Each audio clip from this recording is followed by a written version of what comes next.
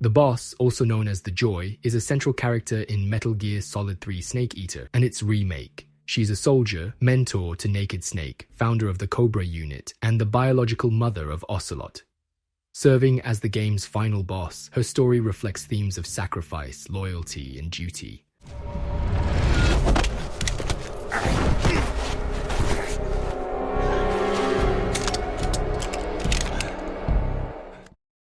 The boss was born in 1922 as the daughter of a prominent founding member of the Wiseman's Committee and was later raised under the care of the Philosophers, a secretive and powerful global organization that manipulated governments and wars from the shadows. From her father, she learned the most forbidden secrets of the Philosophers, knowledge that ultimately led the shadowy group to orchestrate his death. She later became an instructor at one of the Philosophers' infamous charm schools, where she trained future agents in the art of espionage and diplomacy. In 1941, as the world burned in the chaos of World War II, the boss was recruited by the SAS as a special advisor, helping to establish Lay Force and the original L Detachment. There she met David O, with whom she would later form the 22nd SAS Regiment. She orchestrated daring dummy raids on Heliopolis and bombings of German air bases across North Africa, and undertook perilous snatch missions, capturing key officers alive, a training ground for what would become her legendary CQC technique. Major Zero would later honor her legacy by attributing the SAS motto, "Who Dares Wins," to her audacity. On December 30th, 1941, she and Zero mourned the loss of a close comrade from Lay Force. Zero entrusted her with his SAS Wing dagger pin, a keepsake she carried until her death. In 1942, under the alias The Joy, she founded the Cobra unit, comprising the pain, the fear, the end, the fury, and the sorrow. As their mother and leader, she guided them through countless operations that shaped the outcome of the war, even learning sniping from the end herself. In 1943, she was tasked with assassinating Manhattan Project scientist John von Neumann, believed to be a Nazi spy. Pregnant with the Sorrow's child, she pressed on with the mission only to be grazed by a bullet near her brain. The resulting coma lasted 3 months, but she emerged fully recovered, driven by the instinct to protect her unborn child. Though the mission ultimately failed due to Soviet misinformation, the boss bore the weight of what she believed was a role in sparking the Cold War. During the D-Day landings at Normandy, the boss led her Cobras to destroy V-2 rocket installations near Juno Beach. Amidst gunfire, she went into labor, giving birth to her son on the battlefield.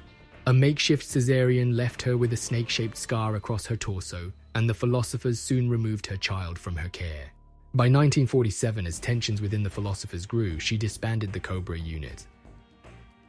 After the war, the boss undertook top-secret US government projects. In 1951, she participated in atomic tests in Nevada, suffering radiation exposure that rendered her infertile. Around this time, she met a 15-year-old boy, recognizing a kindred spirit in him.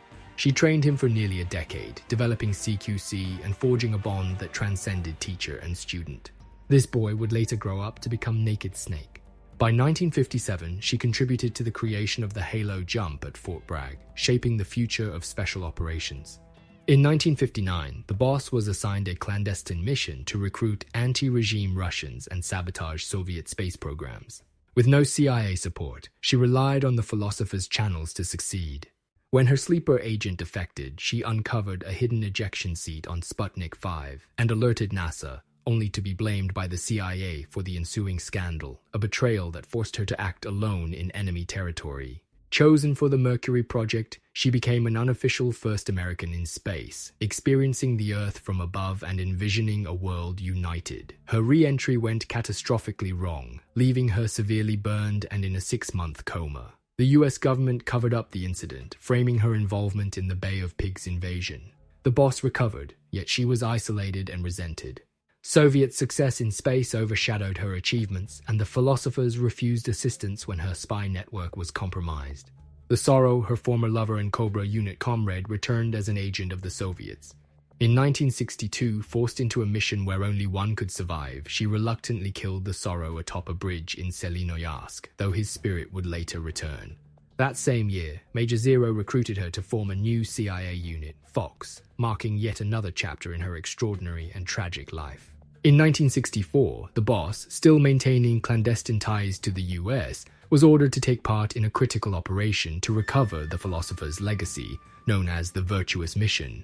To succeed, she had to infiltrate GRU Colonel Volgin's inner circle, navigating the treacherous waters of espionage using the secretive networks of the philosophers. Volgin, intrigued by her reputation and skill, reached out with the suggestion of defection and revealed the location of Soviet rocket scientist Nikolai Sokolov, as well as the details of a clandestine nuclear weapon he had been developing. A month later, the boss participated in the Virtuous mission, which she had persuaded the CIA director to greenlight. Reunited with her protégé Naked Snake, she ostensibly served as part of mission control under Major Zero, communicating via radio from a Permit-class submarine stationed in the Arctic Ocean. But the boss's true intentions lay far beyond appearances. She severed radio contact just as Snake successfully retrieved Sokolov from Rasvet, taking control of her own clandestine objectives. Armed with 2 portable nuclear warheads, she intended to hand them over to Volgin to gain his trust, ensuring her place deep within his confidence. She even orchestrated Sokolov's temporary capture, preventing his escape with Snake's help, and at Dolinovodno, she flung Snake from a bridge, taking her bandana with her, an emblem of her guidance and an intimate connection between teacher and student.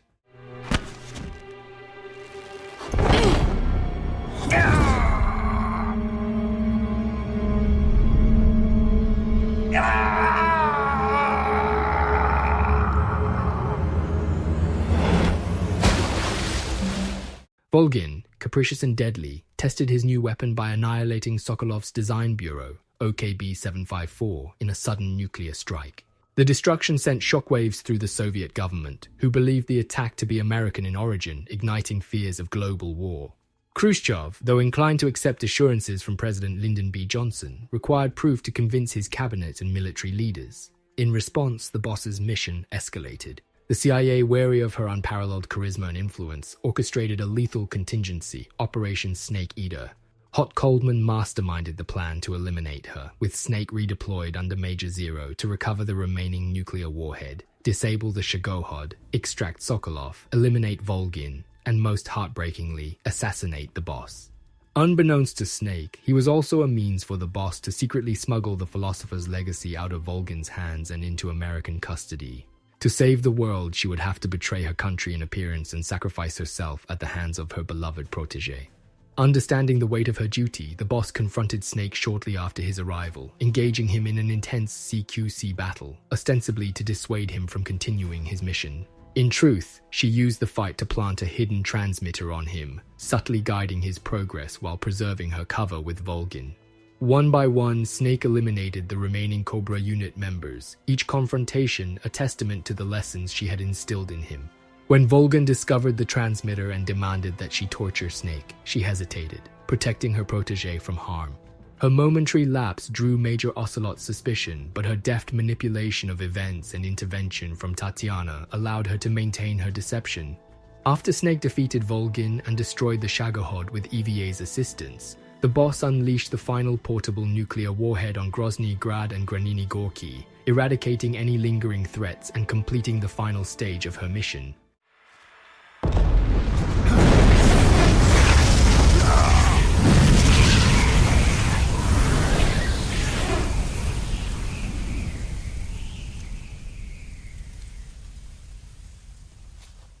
She then met Snake in a field of white lilies stars of Bethlehem at Rokovoy Bereg. There, she spoke to him of duty, loyalty, and betrayal, recounting the Cuban exile's actions in the Bay of Pigs as a lesson in moral ambiguity, concealing her true role in the Mercury Project. Her experience as a teacher at the Philosopher's Charm School allowed her to see through EVA's disguise as Tatiana, demonstrating her unmatched perception and strategic mind. To ensure Snake completed his mission, the boss called in Russian fighters to bomb Rokovoy Bereg, creating a 10-minute window that forced him to act decisively. She fought with lethal intent, wielding the Patriot assault rifle and unmatched CQC skill, but Snake, honed by her own teachings, matched her blow for blow. Despite her camouflage among the white lilies and her almost superhuman abilities, the boss ultimately allowed herself to fall, continuously praising Snake's growth throughout the fight, knowing he would prevail. In her final moments, the boss entrusted the microfilm containing the philosopher's legacy to Snake, handing him her weapon and silently imploring him to complete her death, a request he carried out, though with profound reluctance. Her horse mourned at her side, while the spirits of the boss and the sorrow faded into the distance. leaving behind the echo of a life defined by sacrifice.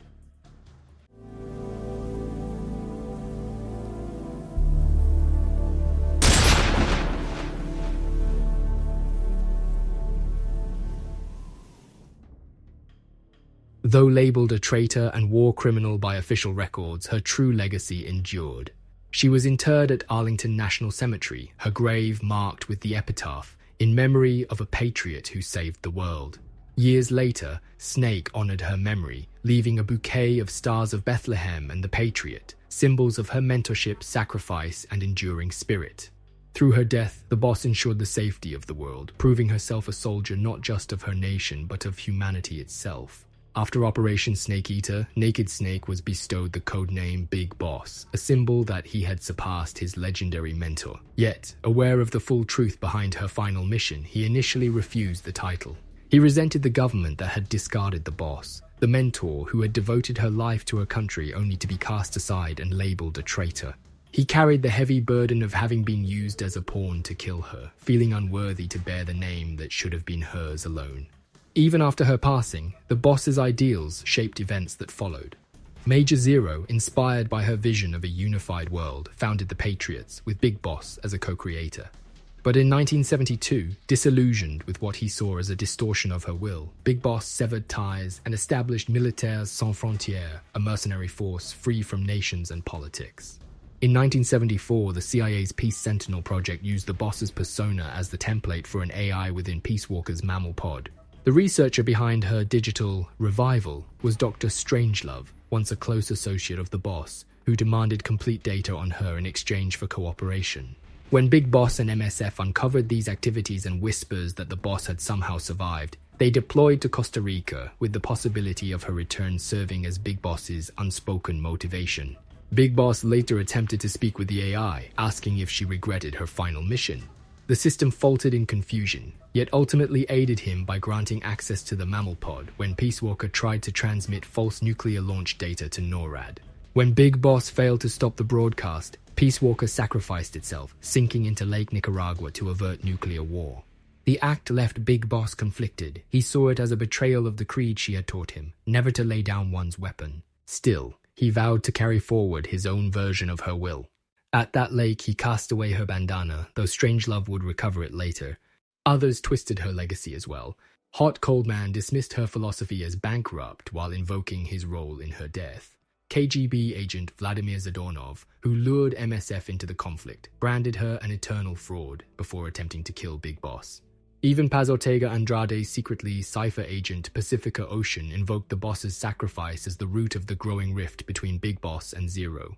By 1984, hiding under the alias Ishmael after the hospital attack in Cyprus, Big Boss was still haunted by her memory, symbolized by the stars of Bethlehem flowers at his bedside, shattered in violence during his recovery. Meanwhile, Zero continued pursuing his vision of unity under a single will, manipulating the United States and ultimately the world through control from the shadows. Big Boss, however, forged his own path, founding Outer Heaven and later Zanzibar Land, soldier nations meant to embody what he believed the boss truly sought, a sanctuary for warriors free from political manipulation. Decades later, her will was erased entirely when the Patriot's AIs, ignoring Zero's intent, entrenched the war economy to dominate global conflict. In 2014, at Arlington National Cemetery, Big Boss reflected on how deeply her death had scarred him, admitting to Solid Snake that he had been dead ever since he pulled the trigger on her. Saluting her grave in his final moments, he at last understood the truth behind her choice. It had never been about reshaping the world, but about accepting it as it is, honoring the will of others, while staying true to one's own. The boss was more than a soldier. She bore the weight of duty, loyalty, and sacrifice in a world defined by conflict. Her life reflected the cost of following one's ideals in a world that often misunderstands them. Though her death was framed as betrayal, the truth of her actions endured. Her teachings lived on in her disciple. Her guidance shaped those who followed, and the hope she carried for a world beyond endless conflict remained, quietly influencing the course of history. Boss, you only need one snake. No. The world would be better off without snakes.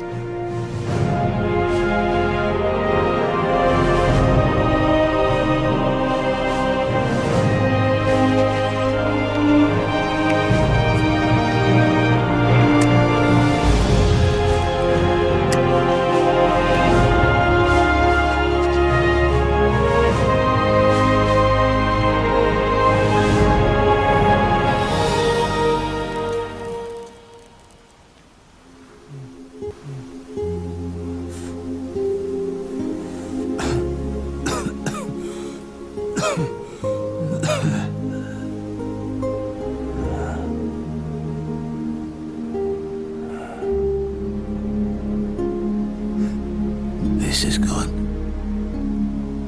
isn't it?